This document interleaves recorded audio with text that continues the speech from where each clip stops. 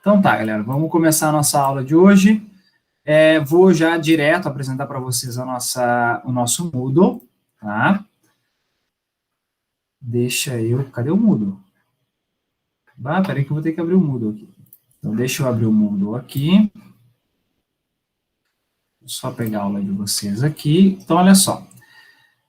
Acredito que todos vocês estejam olhando a minha tela, né? Não sei se está aparecendo para vocês. Caso não esteja, por favor, abram o áudio aí e me digam, tá? Então, olha só, nossa pauta de hoje, tá? A gente retomar alguns pontos específicos da aula passada, que vão servir de embasamento para a nossa aula de hoje. Vamos comentar sobre a Política Nacional do Meio Ambiente e a Política Nacional de Resíduos Sólidos. Eu já deixei os links das duas políticas disponíveis para vocês ali. Então, caso vocês queiram acompanhar a política, né, a melhorar a aula com a política aberta para vocês, vocês podem acessar direto no link ali. Vocês vão ver que as duas políticas os dois links, né, vão encaminhar vocês para o site do Planalto, né, o link direto para a lei do Planalto. E eu sempre indico vocês a buscarem essa legislação no Planalto, né, no site do Planalto, justamente porque ali vocês vão ter a legislação atualizada com artigos que foram revogados, alterados ou acrescentados a determinada lei. Tá? Então, sempre quando a gente for falar de alguma legislação ambiental, né, no nosso caso, vocês, quando forem procurar no Google, procurem sempre, ou cliquem sempre do site do Planalto, vai estar ali, planalto.gov.br, que vai ser realmente a legislação vigente, a legislação atual para vocês, tá bom? Então, dito isso, bora começar a nossa resenha, galera. Então, olha só, na aula passada, a gente comentou sobre um breve histórico, né, das questões ambientais no mundo, né, então a gente fez aí digamos, dividimos, né, o histórico em fases, aí vimos a fase lá, pré-revolução industrial, revolução industrial, passando ali pela década de 60, 70, depois, posteriormente, 80, 90, e os dias atuais, podemos dizer assim, tá? E vimos aí quais foram os avanços que nós tivemos nessas questões ambientais. O que eu quero retomar com vocês são dois conceitos muito básicos, mas que são importantes, e que até mesmo pode gerar alguma dúvida na hora de vocês aplicarem esses dois conceitos na prática, que são os conceitos de prevenção e controle. Vocês devem lembrar que nós comentamos isso relacionando diretamente a esses períodos históricos que nós passamos, né? Com relação às questões ambientais. Quando a gente fala de prevenção, é completamente diferente de controle. E embora, muitas vezes, a gente vai encontrar em empresas, tá? Por exemplo, planilha de controle de manutenção de equipamentos, por exemplo, ou planilha de controle de laboratório, sei lá, alguma coisa relacionada à planilha de controle. O que, na verdade, eles ali não estão fazendo o chamado controle ambiental que nós conhecemos em termos de tecnologias ambientais. Tá? Ali ele está falando de uma planilha que é uma programação, ou digamos, um registro de atividades que ocorreram para prevenir algum problema ambiental, de segurança, de qualidade, etc. Ou seja, se a gente for pensar no conceito propriamente dito, a gente deveria estar escrito nessa planilha de prevenção de alguma coisa, e não planilha de controle. Porque quando a gente fala de controle, aí puxando, né, a brasa para o nosso assado, falando em controle ambiental, em termos de tecnologias ambientais, o controle ele vem pós o acontecimento de algo, pós a geração de alguma coisa. Então, vocês devem saber, nós comentamos lá na aula passada, o controle ambiental, ele ocorre, por exemplo, eu gerei um resíduo sólido, eu gerei um efluente líquido, eu gerei uma emissão atmosférica, e aí a tarefa, quando a gente faz de tecnologia ambiental, é controlar essas emissões.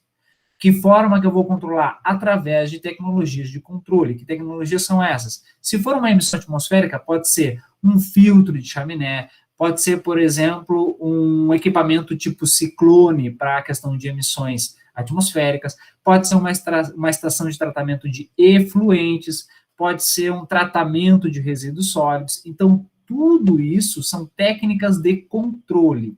Quando a gente fala em técnicas de prevenção, são ações, são atividades que são realizadas antes da gente gerar algo, ou seja, é a ideia de evitar uma determinada geração, certo? Então, sempre a gente precisa ter em mente isso. Por mais que lá na prática, né, no Parque Fabril, a gente muitas vezes vai ler planilha de controle de alguma coisa, geralmente essa planilha é uma planilha que é registros para prevenir algo, para evitar que algo aconteça. Tranquilo? Então, a gente precisa ter essa ideia muito clara. Se vocês já fazem estágio, ou fizeram estágio, ou estão procurando, vocês vão se deparar muito com esse tipo de situação, justamente pelo fato dessa palavrinha controle. Tranquilo? Ficou claro essa diferença entre prevenção e controle quando a gente trata de tecnologias ambientais, galera? Ficou claro?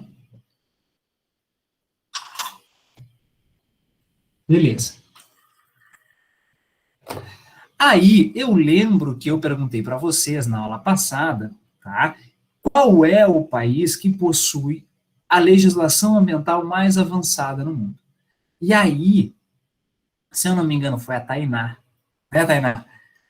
Procurou lá no tio Google e encontrou o Brasil ali. Foi a Tainá, viu só, Tainá? Foi o Brasil, então, é o Brasil, o país que possui a legislação mais avançada em termos ambientais. A questão, de fato, né, e nós inclusive comentamos na aula passada, não é ter uma legislação avançada ou ter, digamos, um rol de legislações grandes, né?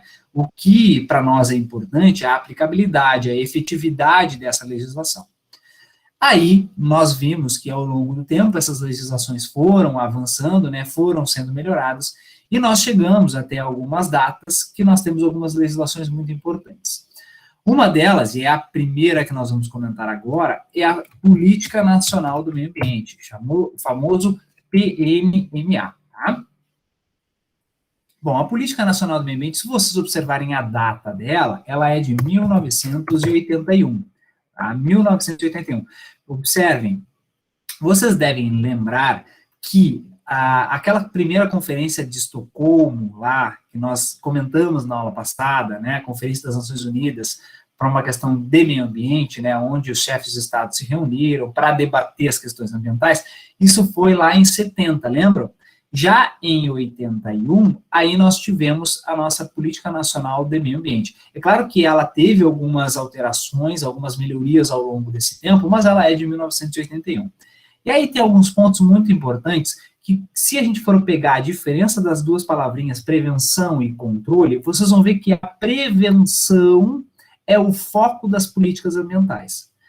Tá? É claro que nós temos a questão do controle? Temos, porque a gente já sabe, nós já vimos que não possui, digamos, atividades com impacto zero. Nós sabemos que toda atividade pode gerar um impacto, seja ele maior ou menor, mas ele vai gerar um impacto, tranquilo? Então, a ideia das políticas ambientais geralmente é prevenir esta poluição, ou prevenir a geração que pode causar, pode ter como consequência uma possível poluição, certo? Então, vamos lá, vamos abrir a política aqui, deixa eu apresentar minha tela, que aí vocês também conseguem acompanhar, a gente consegue fazer uma análise de alguns pontos interessantes dessa política nacional, tá? Então, a política nacional é a Lei 6.938 de 1981, aqui está ela. Podem ver, né, olha aqui, ó, já tem alguns artigos que foram revogados, vocês conseguem ver aqui através desses risquinhos aqui, né? E aí, então, a primeira coisa que vocês vão ver no artigo 1º é que, então, ela remete ao artigo lá da Constituição. Aqui diz o artigo 235, tá? Embora nós sabemos que o artigo da Constituição Federal que nos traz especificamente a questão do meio ambiente é o artigo 225, o artigo 225 da Constituição Federal, que fala que todos têm direito ao meio ambiente ecologicamente equilibrado, e todos nós devemos preservar para as atuais e futuras gerações, etc, etc, etc. É isso que trata lá o nosso artigo 225, falando sempre da questão de prevenção ambiental, certo? E aí, então, nós temos essa Política Nacional do Meio Ambiente. Falando disso, então, podem ver que, olha só, a Política Nacional do Meio Ambiente tem o objetivo a preservação. A primeira coisa que vem aqui é preservação. Então, é aquela premissa que nós já conversamos anteriormente, né? O controle, ele é necessário, ele vai ser necessário, mas a primeira ideia é prevenir. Caso não deu para minimizar, para reduzir determinadas gerações, agora nós passamos para a questão de controle, para a questão de controlar, né, de mitigar possíveis impactos. Tranquilo? Então, prevenção, melhoria e recuperação da qualidade ambiental propícia à vida, visando assegurar no país condições de desenvolvimento socioeconômico. Bom, galera, olha só, quando ele fala em desenvolvimento socioeconômico, e ao mesmo tempo ele fala aqui, ó, em preservação da qualidade ambiental, observem que nós temos duas questões aqui. Deixa eu voltar para nós aqui, olha só. Primeira coisa, ele falou em preservação ambiental. Depois ele falou em desenvolvimento socioeconômico. Viu? Isso lembra para vocês algum tipo de conceito, algum tipo de princípio ambiental extremamente importante aqui? Alguém saberia me dizer? Inclusive, ele é muito debatido, né? Sustentabilidade. Boa, Paula, é exatamente isso. É a questão de sustentabilidade ou desenvolvimento sustentável. Ele não deixa isso explícito nesse artigo 2º da Política Nacional do Meio Ambiente, mas ele está ali dentro daquele primeiro artigo, né, do nosso artigo 2º ali, ele está dando a entender que um dos objetivos da Política Nacional do Meio Ambiente é promover o desenvolvimento sustentável. Então, se a gente for pegar um conceito mais, eu não posso dizer mais antigo, mas um conceito que ainda é usado, mas ele já está sendo alterado, esse conceito, nós temos 3 pontas deste princípio, desse conceito, que é uma questão que é econômica, uma questão que é ambiental e uma questão que é social, certo? Podem ver. Aí nós temos preservação ambiental, nós temos desenvolvimento social e econômico. Então, esses 3 fatores, meio ambiente, sociedade ou desenvolvimento social e a economia ou desenvolvimento econômico, são os 3 fatores da sustentabilidade, certo? Hoje, nós não podemos mais tratar esses 3 fatores separadamente. Nós já tratamos esses 3 fatores como se fosse uma única coisa. Então, hoje, nós sabemos que o meio ambiente, a sociedade e o desenvolvimento econômico estão interligados. Então, a gente não pode mais tratar desenvolvimento sustentável como se fosse um tripé onde nós temos 3 pontas separadas. Hoje esses 3 fatores já estão interligados, é como se tivesse um dentro do outro, e um tem reflexo sobre o outro. Tá? Então, quando a gente fala de desenvolvimento sustentável, observem, é necessário sim o desenvolvimento econômico, perdão, porque a sociedade necessita, claro, né, desse desenvolvimento. Ela necessita fazer a troca de bens, né, por um determinado valor, enfim, ela precisa desse desenvolvimento econômico. Ao mesmo tempo, esse desenvolvimento econômico não pode ser a qualquer custo. Lembra quando nós comentamos na aula passada, no histórico, daquela produção em massa, a produção de bens de consumo, etc, etc? Lembram que lá nós tínhamos um desenvolvimento econômico exacerbado, sem qualquer tipo de preocupação com as questões ambientais ou sociais, certo? A ideia era produzir, somente produzir, sem se preocupar com as demais questões. Agora a gente tem um foco completamente diferente. Então, há a possibilidade de desenvolvimento econômico e, de fato, isso é necessário para o avanço da sociedade, né, em vários termos, mas é necessário esse avanço econômico. Ao mesmo tempo, não se pode deixar de lado a questão da preservação ambiental e também o desenvolvimento social, ou qualquer questão relacionada ao meio social, seja ela a diferença de gênero, seja ela a questão social propriamente dita, né, como as escalas sociais, né, primeira classe, segunda classe, terceira classe, que isso chega a ser um pouco ridículo, essa divisão da questão social em classes, mas existe, né? Então, tudo isso deve estar relacionado com quando a gente fala de desenvolvimento sustentável. E lembrando sempre, agora nós vivemos digamos, uma etapa, uma fase, onde a questão de utilização de recursos naturais, ela deve ser responsável, ela deve ser de maneira mais, talvez, educada, talvez visando uma preservação realmente de fato, né, e não somente aquela preservação no papel, né, que diga-se que se faz uma preservação, mas que, na verdade, na prática, a situação é outra.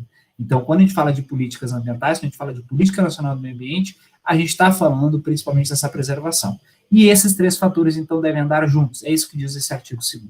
Tranquilo? Isso é desenvolvimento sustentável. Tá? Bom, vamos voltar, então, aqui para a política. Deixa eu apresentar novamente aqui a nossa política. Então, olha só. Seguindo o artigo 2º, ele fala bastante coisa, vocês vão ver que muitas coisas aqui são relacionadas à prevenção. Então, olha só, racionalização do uso do solo, subsolo, da água e do ar, é questão de prevenção, né? Utilização dos recursos ambientais de forma responsável. Planejamento e fiscalização no uso dos recursos ambientais. E aí, olha só, se a gente for pensar nesse período de pandemia, vocês devem ter escutado falar sobre a questão lá das atividades essenciais, né? Então, tivemos aí o estado de calamidade, né? E no estado de calamidade, que se não me engano ainda estamos no estado de calamidade, as atividades essenciais devem continuar ocorrendo, à exceção, claro, daquelas que não são essenciais, que não devem continuar ocorrendo por uma questão de preservação da saúde da população, etc. Então, esse estado de calamidade decretou isso aí. Quando a gente fala de fiscalização ambiental, tá, se discutiu muito no início do estado de calamidade se essas atividades de fiscalização ambiental, as atividades dos órgãos ambientais, né, como, por exemplo, o IBAMA, a FEPAM no Rio Grande do Sul e os departamentos de meio ambiente, ou secretarias de meio ambiente municipais, se debateu muito se essas atividades, esses órgãos possuíam atividades essenciais. E depois, então, foi, digamos que, alterado ou acrescentado nesses decretos de calamidade, de que sim, de que as atividades de fiscalização ambiental são atividades essenciais. Tanto é que se debateu muito e se observou muito que algumas organizações, algumas empresas, aproveitaram este momento de calamidade para, então, aumentar a produtividade e, por consequência, acabaram também digamos, aumentando o seu grau de degradação ambiental. Nós sabemos que nós temos um grau de degradação, que é aquele determinado limite de degradação, que é aceitável, mas quando se instaurou o estado de calamidade, essas organizações, então, digamos, excederam esse limite de degradação permitido, certo? E aí, as atividades de fiscalização, como ainda ficava aquela dúvida, né, se era atividade essencial ou não, quando o decreto, então, foi atualizado, deixando as atividades de fiscalização como atividade essencial, aí nós tivemos uma ação fiscalizatória ainda maior. Tanto é que, aqui no estado do Rio Grande do Sul, principalmente, né, o governador, ele deixou isso bem claro numa das suas entrevistas, né, que esse estado de calamidade ele não é uma permissão para fazer qualquer coisa, né, e aí, realmente, os órgãos ambientais tiveram que atuar de forma mais forte, tá? Então, planejamento e fiscalização no uso dos recursos ambientais. Essa é uma atividade, então, essa é um dos objetivos da Política Nacional do Meio Ambiente. Proteção dos ecossistemas, controle e zoneamento das atividades potencialmente e efetivamente poluidoras. Quando nós falarmos de licenciamentos ambientais, a gente vai falar sobre a questão do zoneamento das atividades, e isso está dentro do plano diretor municipal, nós vamos falar um pouco sobre isso. A questão da qualidade ambiental, recuperação das áreas degradadas, proteção das áreas ameaçadas, educação ambiental e assim por diante. Aí nós chegamos num ponto importante. Artigo 3º. Ele vai trazer para nós aqui alguns conceitos, certo? Vai trazer o conceito de meio ambiente, aqui é uma das políticas que traz o conceito de meio ambiente, mas eu quero falar com vocês sobre isso aqui, ó. Degradação da qualidade ambiental e poluição. Tá? Então, eu vou botar até aqui, ó. Olha só, isso aqui que eu quero falar com vocês. E o conceito de poluição é um conceito muito importante da gente ver Porque isso é motivo de grande discussão, principalmente quando a gente vai responsabilizar, seja uma pessoa física ou uma pessoa jurídica, de uma determinada, ou vamos supor, de um determinado grau de degradação da qualidade ambiental, tá? Mas vamos lá. Degradação da qualidade ambiental é a alteração adversa das características do meio ambiente. Que características são essas? As características biológicas, químicas e físicas. Tranquilo? São as 3 características. Agora, se nós tivermos alteração nessas características, nós consideramos que aqui nós temos uma degradação da qualidade ambiental. E lembra que eu comentei agora, não faz muito que eu comentei com vocês. A degradação da qualidade ambiental, ela possui um determinado limite.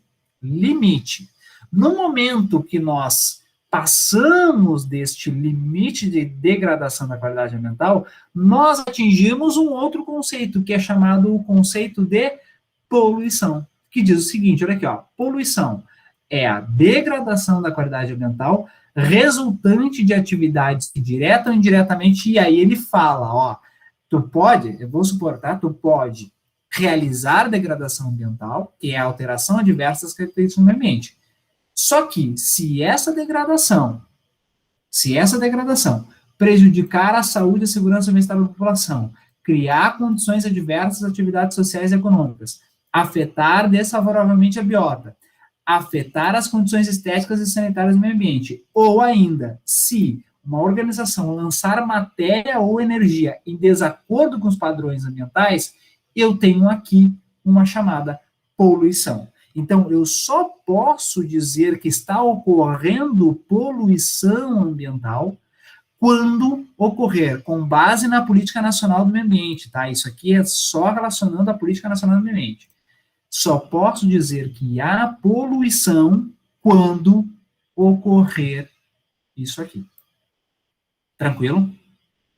Caso não ocorra isso, caso essa degradação não atinja este nível, eu não posso dizer que é uma poluição.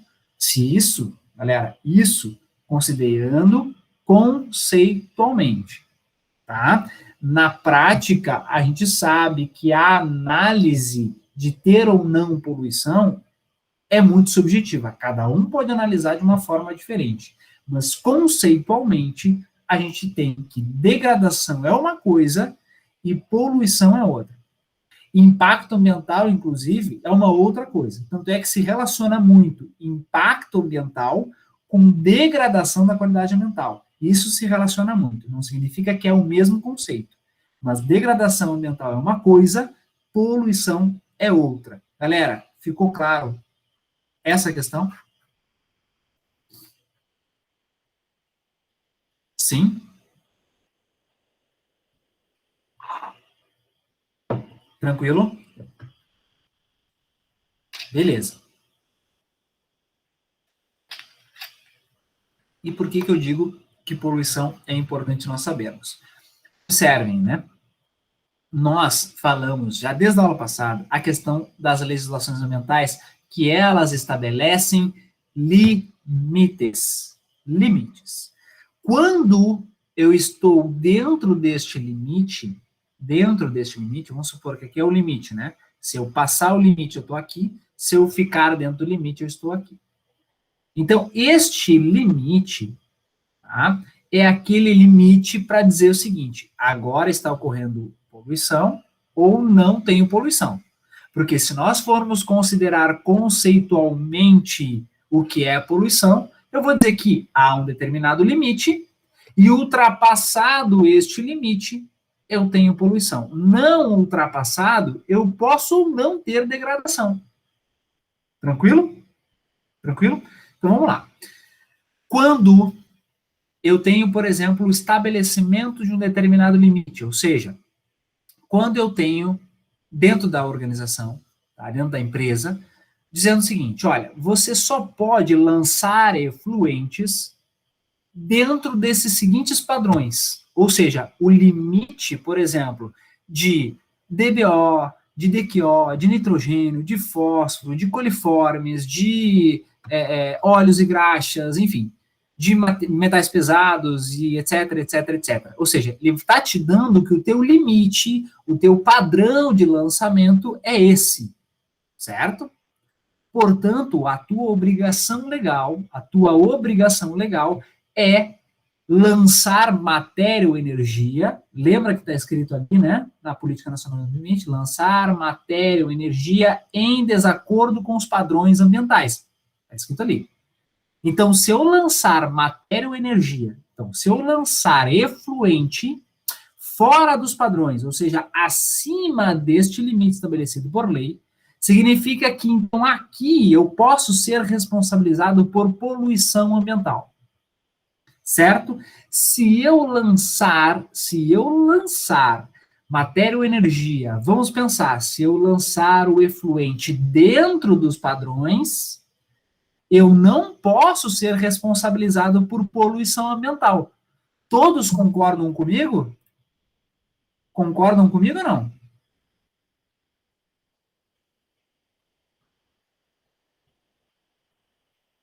Sim ou não? Concordam? Eu tenho limite. Eu tenho limite. Esse é o padrão de lançamento. Se eu lançar matéria ou energia, ou seja, se eu lançar efluente acima desse padrão, acima desse limite permitido por lei, eu estou causando poluição. Se eu lançar abaixo ou até o limite estabelecido por lei ou autorizado na minha licença, significa dizer que eu não posso ser responsabilizado por poluição ambiental. Correto?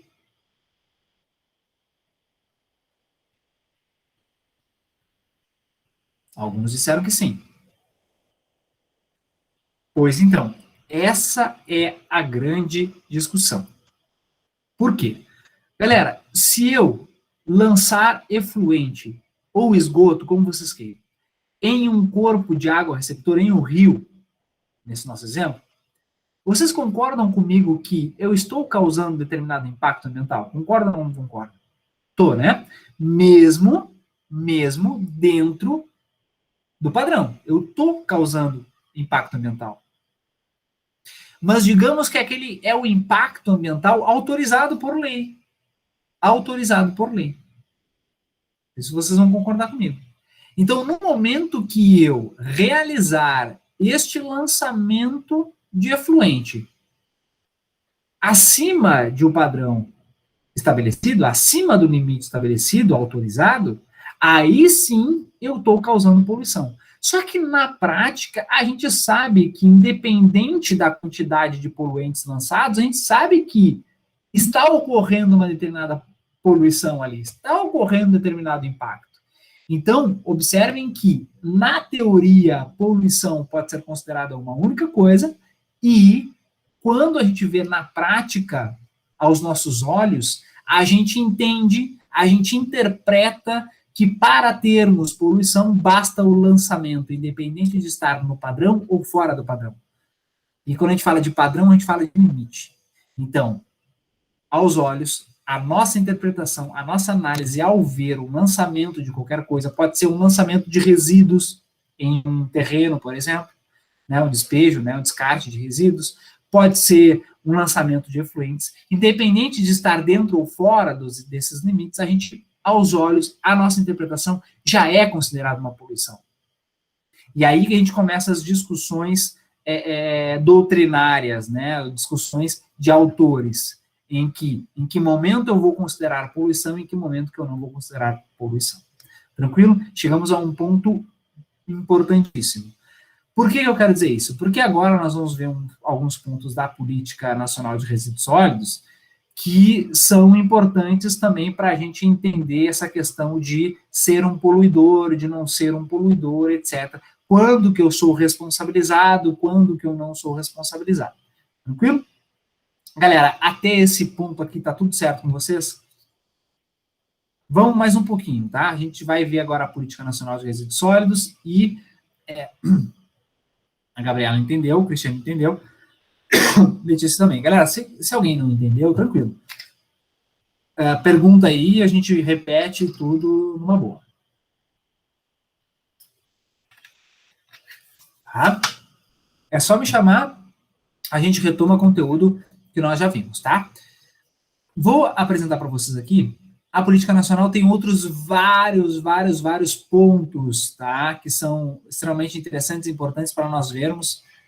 Alguns nós vamos retomar nas próximas aulas, porque nós vamos ter que falar sobre a questão do Sistema Nacional do Meio Ambiente, que é a questão dos órgãos integrantes desse sistema, e aí nós vamos falar sobre órgãos importantes, como são os órgãos ambientais fiscalizadores, como o IBAMA, FEPAM e órgãos ambientais municipais, e eles são importantes, vocês vão ver que quando vocês estiverem ou fazendo estágio, ou trabalhando, enfim, vocês vão ver que esses órgãos ambientais vão acabar vindo muito à tona, principalmente porque vocês vão ter ali limites, né, a serem atendidos, vocês vão ter normas a serem atendidas, e quem é que vai fiscalizar isso? São os órgãos ambientais. Tranquilo? Mas vamos lá. Vamos aqui na nossa Política Nacional de Resíduos Sólidos. Tá? Lei 12.305 de 2010. Considerando, né, que já vem aí dos anos 2000, a gente pode dizer que é uma política, é uma legislação atual. Tá? Embora muita coisa, digamos que já foi ou melhorada ou alterada, mas nós temos aí uma legislação atual. Tá? Vamos aqui à primeira crítica, e aí eu venho aqui falar uma crítica minha sobre a Política Nacional de Resíduos Sólidos, por causa do nosso chamado novo marco do saneamento. Vocês já ouviram falar do novo marco do saneamento? Se não me engano, foi o ano passado, ou retrasado, que se comentou, né, na promulgação desse novo marco do saneamento. E aí, novamente, falaram de algumas coisas que lá em 2010, já se falou quando foi, então, instituída a Política Nacional de Resíduos Sólidos. Uma delas é a extinção dos lixões. Extinção dos lixões. Em 2010 já era obrigatório, tinha prazo de 4 anos para realizar isso. Agora saiu o novo marco de saneamento e todo mundo disse, né? Todo mundo não, né? Mas alguns, principalmente na mídia, saiu que o novo marco de saneamento era uma inovação, que agora nós tínhamos uma estratégia de eliminação dos lixões. E dá vontade de pegar essas pessoas, sacudir e dizer, pelo amor de Deus, né? Isso já foi debatido, isso já foi exigido lá em 2010. Então, não tem nada de novo aí.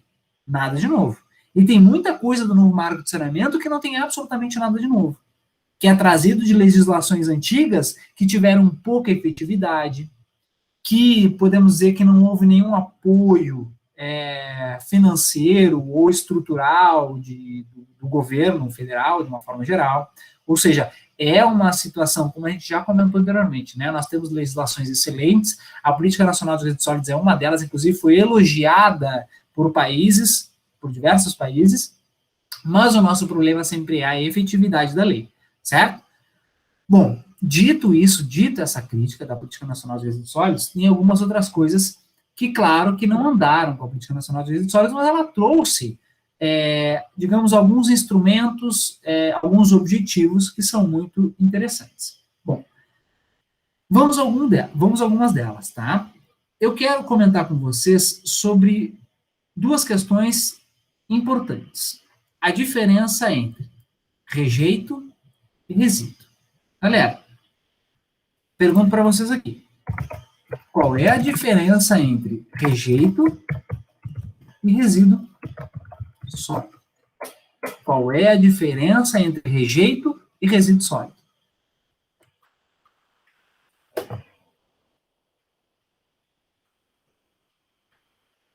Tempo. E aí, galera? Professor, agora que tu perguntou, eu fiquei pensando se eu sei mesmo, mas eu pensava que rejeito era algo que não tinha como ser reciclado, agora eu fiquei pensando no resíduo. Não sei, fiquei em dúvida. Viu? Sempre se aprende algo novo na aula do professor Eduardo. Sempre. Eu achava que tinha aquela questão da separação entre coisas que podiam ser recicladas e reutilizadas, ou reutilizadas, e também tinha aquelas que não tem o que fazer, que acho que são os rejeitos. Agora, essa de resíduo, eu fiquei um pouco em dúvida do que é exatamente. O sentido é exatamente isso, tá? Esse é o sentido dessa diferença desses dois conceitos. Resíduo sólido é aquele material descartado e com a possibilidade de a gente fazer, por exemplo, uma reciclagem, da gente fazer uma reutilização, da gente fazer um reprocessamento. Ou seja, o resíduo é aquele material que pode ser reutilizado, certo? O rejeito é o resíduo sólido que não possui mais nenhuma função, não possui, por exemplo, viabilidade técnica e nem econômica para, por exemplo, a sua reutilização, reprocessamento, reciclagem. E a única solução para o rejeito é o descarte ambientalmente adequado, nesse caso, em um aterro sanitário. Então, resíduo sólido é, na prática, aquele resíduo, por exemplo, que nós geramos em casa, o plástico, os resíduos orgânicos, entendeu? Então, isso a gente considera como um resíduo sólido. Quando a gente fala em rejeito, é quando se esgotou qualquer possibilidade de tratamento ou de reutilização, de reprocessamento, de reciclagem daquele resíduo sólido. Aí, aquele resíduo sólido agora é um rejeito. A única solução para ele é o descarte ambientalmente adequado. A Solange colocou ali, né, canudinhos. Os canudinhos plásticos, galera, os canudinhos plásticos são um resíduo sólido, porque o plástico ele pode ser reciclado. Então, na verdade, ele é um resíduo sólido. O problema, na verdade, e aí, foi muito bom o Solange não ter colocado os canudinhos. E aí vai, olha, mais uma crítica aqui do prof. A questão não é gerar o resíduo canudinho. O problema do canudinho não é o canudinho. O problema do canudinho é a pessoa que mexe com o canudinho. Tá, então. Esse é o problema. Olha só. Aí, alguém quer falar alguma coisa? Bernardo? Isso. A pilha pode ser considerada um rejeito? Bernardo, boa pergunta, tá? A pilha, na verdade, ele é um resíduo sólido. Desculpa, galera. A pilha é um resíduo sólido. Por quê? Porque a pilha pode ser reciclada. Tem vários materiais da pilha que podem ser reciclados. Aqueles materiais, por exemplo, dentro da pilha, que não tem nenhuma viabilidade técnica ou econômica de reciclagem, bom, aí aquele material dentro da pilha pode ser considerado um rejeito, mas a pilha inteira não é um rejeito, certo? Até mesmo porque a gente sabe que há a possibilidade de reciclar alguns materiais da pilha, certo? Então, isso a gente tem que saber diferenciar. Existem materiais, né, vamos pensar aqui, a pilha, tá? Existem materiais dessa pilha, que é considerado um resíduo sólido, e existem materiais que são considerados rejeitos. Tranquilo? Ficou claro? Sim. Beleza. Os canudinhos, voltando aí, que a Solange trouxe os canudinhos, o problema do canudinho não é o canudinho, porque se o gerenciamento do resíduo sólido do canudinho fosse realizado de maneira adequada, nós não teríamos problemas com o canudinho. O problema é como nós gerenciamos o resíduo. E aí é que vem a questão do descarte inadequado, né, do consumo exagerado do canudinho, porque também a gente não pode falar só do canudinho, mas a gente tem que falar de todas as formas de produção do canudinho, os impactos que são causados pela produção do canudinho plástico, etc, etc, etc. Certo? Então, se a gente for pensar numa análise de ciclo de vida de uma forma mais completa, não é só o canudinho, certo? Tranquilo? Então, o canudinho aqui é um resíduo sólido, não é um rejeito. Tá? Agora, se a gente for pensar em um rejeito, a gente pode pensar, por exemplo, em alguns materiais radioativos, né, que a gente não tem como fazer um tratamento, né? Se tem, por exemplo, aqui no Brasil, pelo menos, eu desconheço alguma empresa que tem uma viabilidade técnica e econômica, né, para a realização de um tratamento, de uma reciclagem desse material radioativo. O professor, em questão de negócio de radioativo, aconteceu um acidente, se eu não me engano, em Mato Grosso, em 1935, 37, que era um hospital, ele foi desativado, mas os equipamentos que faziam raio-x, eles não foram descartados corretamente, acabou gerando um grande impacto ali na reação, muitas pessoas morreram, né? É só um exemplo mesmo. Isso aí, mas eu não sei se foi lá, tá? Eu não sei se foi em Mato Grosso. Eu acho, Catherine, que foi em Goiás, sim. Goiás. Isso. que foi um material, agora eu não vou lembrar o material, tá? Professora, é 137. Césio 137, boa, Solange, isso aí, Césio 137. É um material brilhoso, né? E aí as pessoas achavam aquele material muito bonito e passando na pele, né? Ele ficava brilhoso, brilhava no escuro, etc. Só que, claro, que aí eles não se deram conta, né, da gravidade que era aquele material, que era um material, claro, um material pesado, né? Um metal pesado, um material radioativo, e aí, claro, ele causou alguns problemas de pele, algumas pessoas acabaram morrendo, enfim, teve lá uma série de consequências, mas foi um material que foi descartado inadequadamente. Nesse caso, né, eu não sei se naquela época tinha algum tipo de tratamento para esse tipo de resíduo, mas era um rejeito, vamos considerar que ele era um rejeito, pois teoricamente não tinha nenhuma viabilidade técnica ou econômica para fazer o seu tratamento, reciclagem, etc.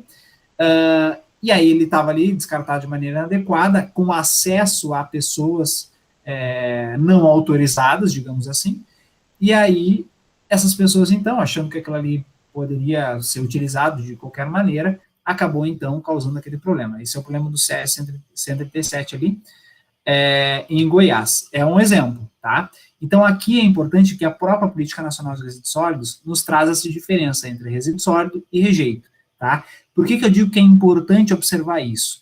Justamente quando a gente vai relacionar o conceito poluição e degradação ambiental com o rejeito e com o resíduo sólido.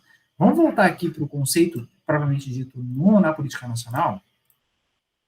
Diz o seguinte, olha só.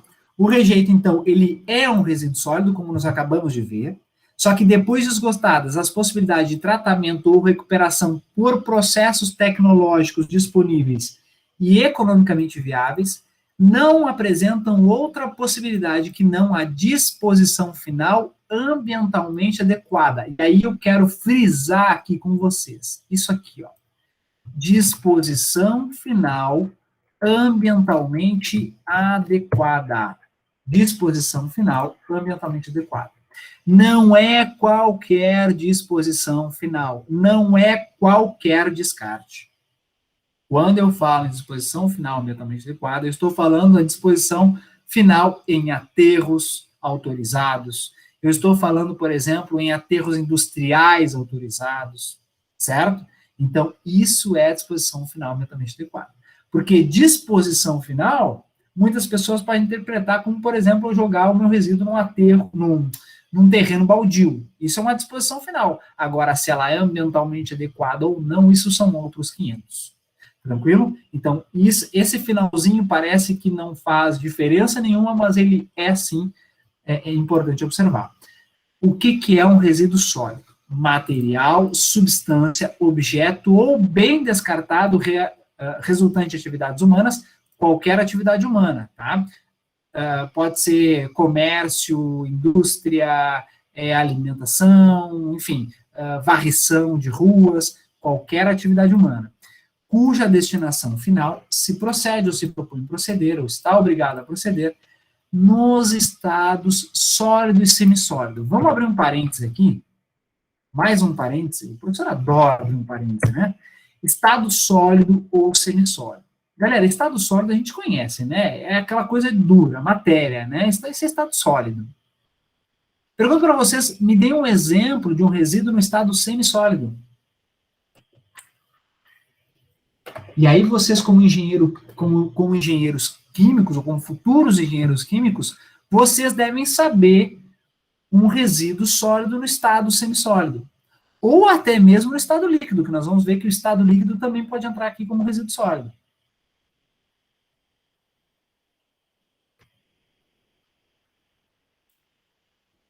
E aí? Me deem um exemplo de resíduo no estado semissólido. Mercúrio, diz o Bernardo. Alguém mais? Vamos lá. Galera, semissólido, a gente tem que entender como é aquele material que possui uma certa quantidade de umidade, de água. E aí confere a este material uma certa pastosidade. Ele é, digamos que, no estado pastoso. certo? Ele tem determinada quantidade de umidade. Se nós pegarmos um exemplo, o lodo de estação de tratamento de água ou de efluente, o que é esse lodo? É um material retirado do tratamento da água do efluente. Esse material vem com grande quantidade de umidade. Então, ele está no seu estado semissólido. Tranquilo? Esse é um exemplo. Lodo de ETE e lodo de ETA. Certo? Isso é um exemplo. Agora, vamos voltar aqui, que é o que eu quero mostrar para vocês, o segmento desse conceito. Bem como, olha aqui, ó, gases contidos em recipientes. Bernardo, olha aí que comentou, lembra do mercúrio? Lembra do mercúrio?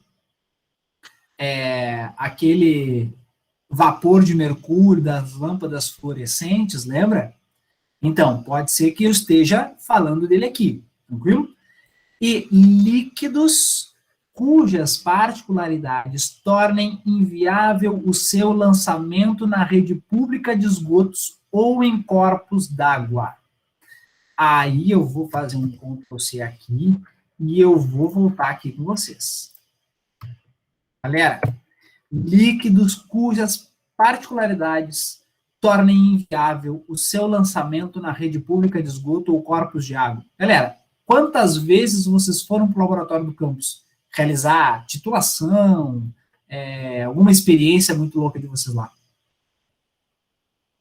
Quantas vezes vocês foram?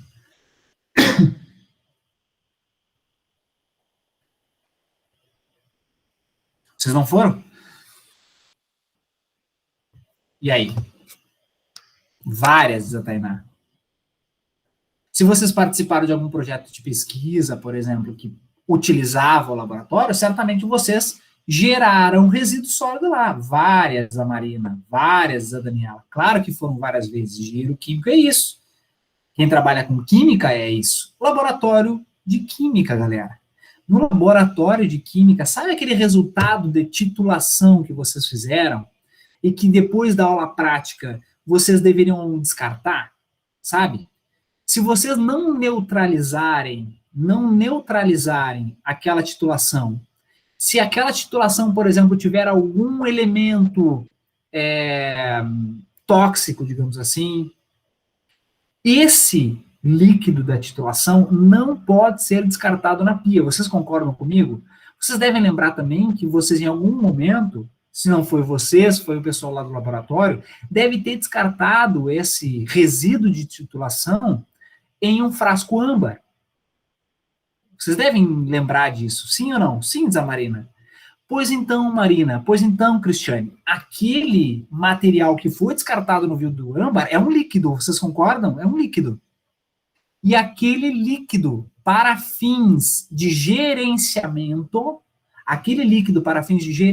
ele é um resíduo sólido. Portanto, quando nós fazemos o gerenciamento de resíduos do campus, por exemplo, estão incluídos os resíduos de laboratório, entre eles os resíduos líquidos. Então, observem que parece que aquilo lá não é um resíduo. Por quê? Porque está no estado líquido. Mas, quando eu vou gerenciar, pelo fato de, observem, o próprio conceito nos trazer que aquele líquido é considerado um resíduo sólido, ele deve ser gerenciado como tal. O Bernardo diz, quando fazia técnica em química, um aluno colocou sem neutralizar e saiu fumaça no descarte. Pois então, observa-se que aquele material líquido não pode ser descartado sem a sua devida neutralização, né, a eliminação, digamos assim, do material tóxico, ele não pode ser descartado numa pia. Tranquilo? Se a gente for pensar, vocês devem, em casa, né, vocês devem, em algum momento, ou fazer uma fritura, ou utilizar óleo para alguma coisa, né? O óleo, ele é no estado pastoso, né, no estado mais oleoso, né? Aquele óleo também não pode ser descartado na pia, certo ou não? Pois é, só que aquele óleo, ele é considerado um resíduo. Ele parece ser mais comum porque a gente sabe, né? A televisão diz que descartem os óleos de cozinha no posto de combustível para fazer a coleta, etc. Então, esse parece ser mais comum. Mas eu gostaria de frisar aqui com vocês uma coisa da profissão de vocês, que é a questão dos resíduos de laboratório.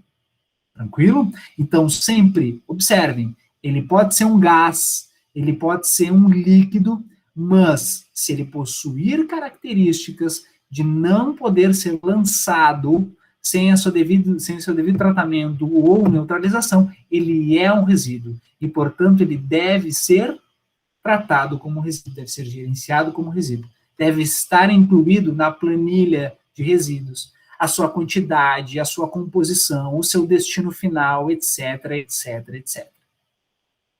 Tranquilo, galera? Ficou claro isso? Para alguns de vocês, isso é uma surpresa? Ou tranquilo, isso tá safo?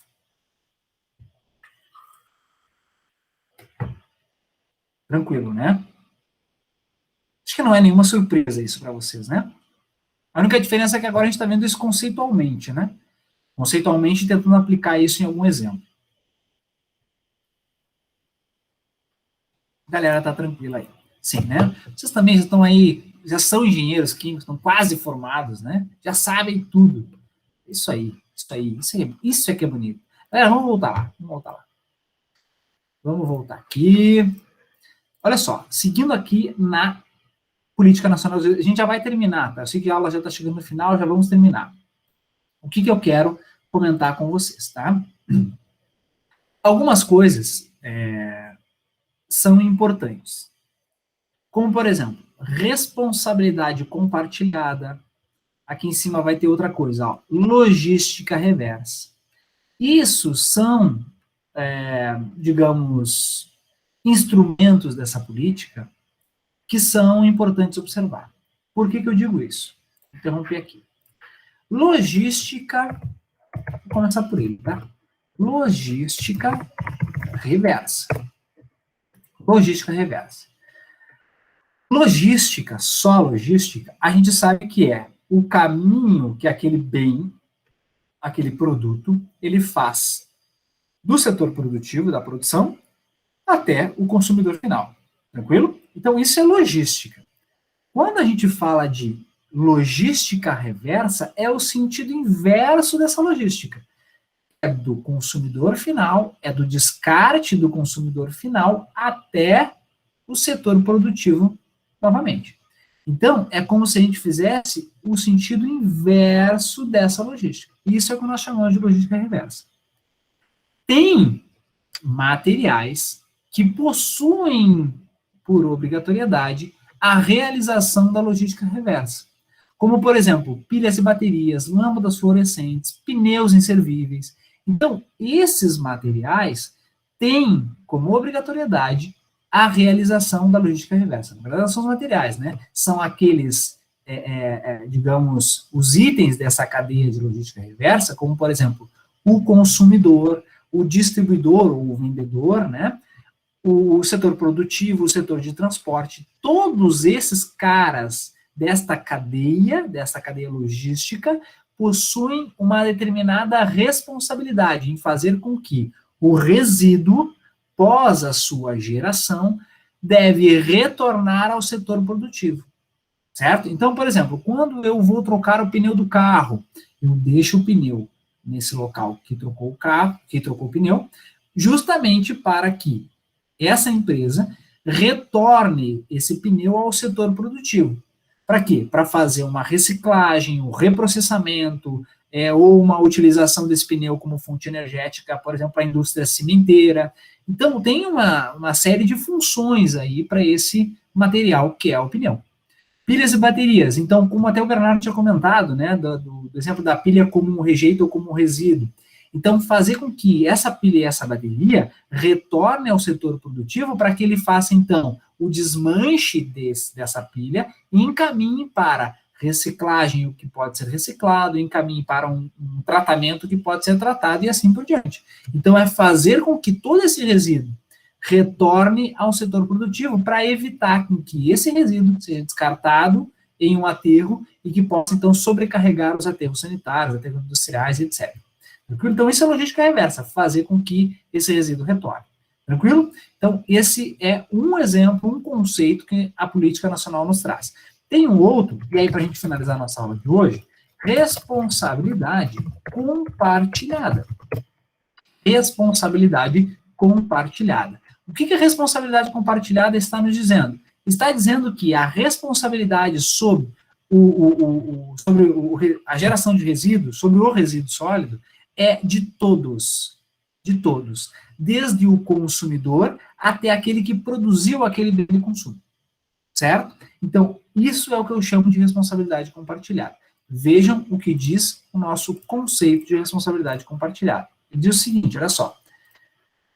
Conjunto de atribuições individualizadas e encadeadas dos fabricantes, importadores, distribuidores e comerciantes, dos consumidores e titulares de serviços públicos de limpeza e de manejo de resíduos sólidos, para que minimizar o volume de resíduos e rejeitos gerados, bem como reduzir os impactos causados. Galera, isso significa dizer que nós, consumidores, temos responsabilidade sobre o nosso descarte de resíduo, segregação, encaminhamento para logística reversa e assim por diante. Nós, como consumidores. Os comerciantes têm a sua responsabilidade também de orientar os consumidores da forma como descarta, de fornecer, por exemplo, um local para descarte adequado e também de retornar o resíduo para fazer com que nós tenhamos essa logística reversa. Os distribuidores da mesma forma e os fabricantes da mesma forma. Tranquilo? Então, quando eu falo de responsabilidade compartilhada, é isso. É fazer com que aquela cadeia de logística reversa, todos tenham a responsabilidade de prevenir os impactos ambientais daqueles resíduos, fazer com que essa ideia de logística reversa e de responsabilidade faça com que todos dessa cadeia reduzam a sua geração e, consequentemente, vão reduzir o risco de causar impacto, né? No momento que eu reduzo a quantidade gerada, eu estou reduzindo o risco de causar impacto. Então, essa é a ideia quando a gente fala de logística reversa e responsabilidade compartilhada. Tranquilo? Até aqui, galera, claro para vocês? Aí, só que nessa responsabilidade compartilhada, vamos finalizar aqui, ó. Como é que nós vamos responsabilizar um consumidor individualizado, de um descarte inadequado, quando muitas vezes nós não conseguimos identificar quem foi que descartou aquele resíduo em um terreno baldio, por exemplo. Então, como responsabilizar esse cara? Certo? Nós vamos ver nas próximas aulas a questão de responsabilidade sobre resíduos sólidos. E aí vocês vão ver quando isso acontece, quando nós, consumidores, descartamos o nosso resíduo de maneira inadequada, podendo causar uma degradação ambiental, quem é que é responsabilizado por isso? Certo? Nós vamos ver isso mais adiante. Tranquilo, galera? Ficou entendido até aqui? Dúvidas? Querem fazer algum tipo de questionamento? Cristiane, professor, eu queria fazer um comentário e não sei se tu pode me esclarecer. Com relação a isso do marco do saneamento básico, que foi 2019, alguma coisa assim, 2020, isso daí, né? Isso. Tá. É que na época eu lembro que surgiu toda uma polêmica sobre as pessoas que até levantarem fazer aquelas votações online, assinatura online, para não permitir, porque tinha, daí eu fiquei na dúvida do que realmente, enfim, a real situação, de falarem que isso era uma maneira do governo perder a responsabilidade e prejudicar ainda mais as pessoas que não tinham acesso ao tal do saneamento, e aí tinha gente que falava, então, que assim, porque passava de alguma forma para o meio, fora do meio público, a administração disso, né, e aí tinha gente então, que se posicionava dizendo que seria uma forma melhor, então, que daí, sendo fora aí ia garantir mais para as pessoas terem o saneamento, e tinha gente que dizia que não, que era uma maneira do governo não se responsabilizar. Aí qual que é não sei, eu não entendi totalmente se era bom ou se era ruim, por causa desses dois pontos. Boa pergunta, Sonia. Na verdade é o seguinte, tá? Sempre vai ter dois lados, né? A gente já comentou isso. Eu não sei se isso é tirar o foco ou a responsabilidade do governo, por exemplo, de fornecer saneamento básico, estrutura, né, para o saneamento básico, né, tirar a responsabilidade do poder público, até mesmo porque o poder público tem essa responsabilidade independente de quem executa.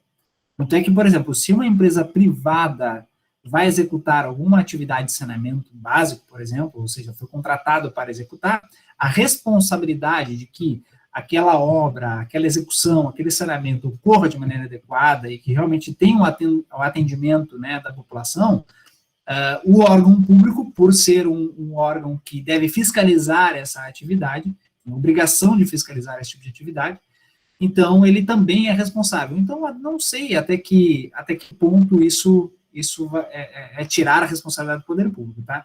Minha opinião. E aí o que foi muito debatido também foi a questão dos prazos que foi dado de adequação, né? Então, por exemplo,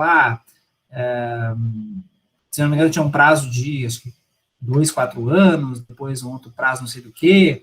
Então, o que se debateu muito também foi o prazo, porque nós tínhamos ali uma ideia do plano de saneamento, né, de atendimento, né, da população, de que essa população, então, tenha acesso ao saneamento básico, a distribuição de água, gerenciamento de resíduos, etc., né, porque o saneamento engloba tudo isso, né, e aí estabeleceram alguns prazos, só que não são, digamos, são prazos novos, claro, mas não são coisas novas. Essa questão de atendimento da população com relação ao abastecimento de água, com relação ao atendimento do saneamento básico, isso já vem de muito antes, né? Essa ideia de realmente atender a população, isso não é algo novo, isso não é inovador. Então, existia muita batida em cima dessa tecla, dizendo que não existia necessidade de um plano, novo marco de saneamento, dado que tudo que está ali não é novo, tudo que está ali já tem uma previsão de atendimento, já tem uma previsão de que isso aconteça. Só que a gente sabe que o poder público ele não tem verba para tudo isso.